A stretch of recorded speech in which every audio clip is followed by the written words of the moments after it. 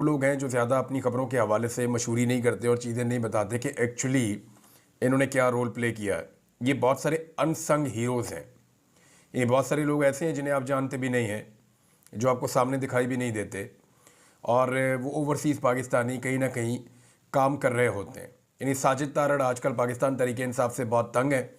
ये अपने आप को डोनाल्ड ट्रंप का मुशीर कहते हैं और पाकिस्तानी मीडिया भी इनके पीछे इस चक्कर में लगा हुआ था। तो पाकिस्तान में तो कोई भी आ जाए बहरूपिया, उसके पीछे सारे लग जाते हैं। तो साजिद तारड़ साहब भी ये कह रहे हैं कि ऐसा लगता है ये पागलपन है कि ओवरसीज़ पाकिस्तानी जो है, ख़ास तौर पे जो अमेरिका में है, उन्होंने इसको जहाज़ समझ लिया कि इमरान खान साहब की मदद करनी है। तो अब जो मैं आपको खबर देने वाला हूँ ये बहुत इंपॉर्टेंट और बड़ी खबर है। वो ये है कि 26 तारीख को जब इस्लामाबाद में कत्लेआम हुआ था ना, तो उसी दिन, क्योंकि अमेरिका में दिन बाद में आता है, पाकिस्तान में पहले आता है, यहाँ बहुत कुछ 10-12 घंटों का फ़र्क है, बहुत लंबा टाइम गुजरता है, फिर अमेरिका में वो वाला वक्त आता है।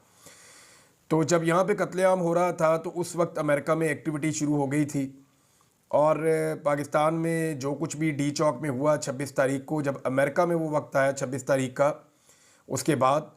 तो अमेरिका के अंदर पाकिस्तानी अमेरिकन उसी रोज़ हंगामी तौर पर रिपब्लिकन्स जो पार्टी अब इलेक्शन जीती है, डोनाल्ड ट्रंप की पार्टी, उनकी जो एस्टेब्लिशमेंट है उसके साथ मिले और तफसीली मुलाकात में उन्हें सारी सूरत हाल से आगाह किया था। उसके बाद अगले 48 से 72 घंटों में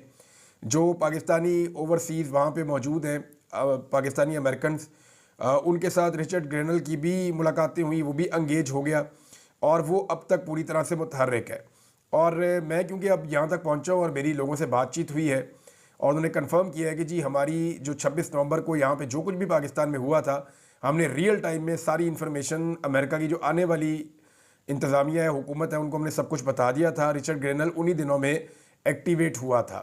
अब मैं आपको जो खबर दे रहा हूँ ये बड़ी खबर है और इसकी कन्फर्मेशन है और हुकूमत के लिए परेशान होने की बात इसलिए है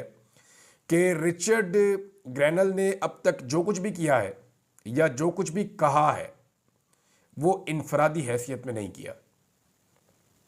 उनके कहने का अंदाज अपना हो सकता है, लेकिन जो कुछ भी रिचर्ड कर रहे हैं ये वो इनफरादी हैसियत में नहीं कर रहे। मैं सिर्फ आपको यहाँ पे ये बता देता हूँ कि जो कोई भी इसे एक इनफरादी या एक आदमी का फेल समझने की गलती कर रहा है, वो बिल्कुल वैसे ही कर रहा है जैसे बाज़ औक़ात कबूतर बिल्ली को देखकर आंखें बंद कर लेते हैं ना कि अब मैं बिल्ली को नज़र नहीं आऊँगा, वो मुझे खाएगी कैसे, और बिल्ली उसे खा जाती है। तो ये वही मामला है कि रिचर्ड ग्रेनल अकेला नहीं है, ना ये उसकी अकेले की पॉलिसी है, बल्कि ये मामला रिपब्लिकन की जो एस्टेब्लिशमेंट है उनके सामने रखा गया था और उन्होंने उसूली तौर पे पाकिस्तानियों के साथ खड़े होने का फ़ैसला किया था।